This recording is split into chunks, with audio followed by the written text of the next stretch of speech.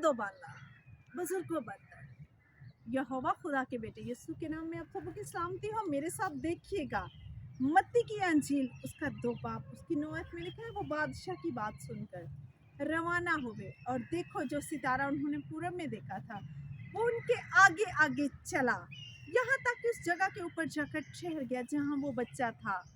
वो सितारे को देखकर नहायत खुश हुए और उस घर में पहुंचकर बच्चे को उसकी माँ मरियम के पास देखा और उसके आगे गिरकर सजदा किया और अपने डब्बे खोलकर सोना और लुबान और मुर उसको नजर किया और हेरोदिस के पास फिर ना जाने की हदायत ख्वाब में पाकर दूसरी रात से अपने मुल्क को रवाना हुए।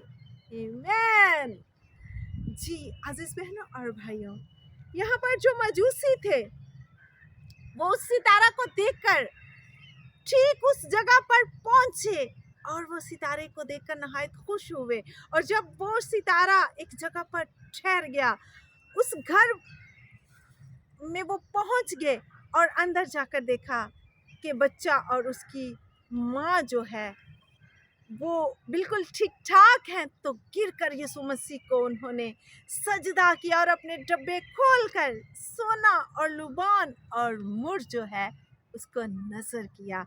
और वो गैर कौमों से थे लेकिन वो यीशु मसीह पर ईमान लाए। उन्होंने खुदा जो है वो उनसे बराए रास्त बात करता था और ख्वाब में उन्होंने ये हदायत पाई, खुदा ने उनसे कहा कि दोबारा फिर उस रास्ते से ना जाना, बल्कि खुदा ने उनसे कहा कि हेरोदिस के पास फिर ना जाना। और उन्होंने खुदा की हदायत को ख्वाब में पाकर खुदा ने उन्हें समझाया, तो उस खुदा के हुक्म को मानते हुए उस रास्ते ना गए बल्कि वो किसी और रास्ते से अपने मुल्क को लौट गए। वो बेशक गैर कौम से थे लेकिन उन्होंने यीशु मसीह पर ईमान रखा और वो सितारा देखकर उस जगह पर पहुंचे जहाँ पर यीशु था और यीशु मसीह को तहाइफ पेश किए और खुदा की जो बादशाहत है, खुदा का जो मंसूबा है उसको कबूल किया और वो वापस लौट गए।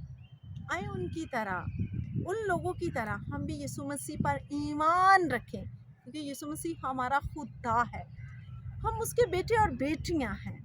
वो गैर कौम होते हुए उस पर ईमान ले आए। आप क्यों खुदा पर ईमान नहीं रखते? गैर कौमों के पास जाते हैं, गैर माबूदों के पास जाते हैं। आए उस पर ईमान रखें जो हमारा नजात दहिंदा है, जो सब कुछ करने की कुदरत और कुव्वत रखता है। उसी के वसीला से, उसी के नाम में। आमीन। हालेलुया।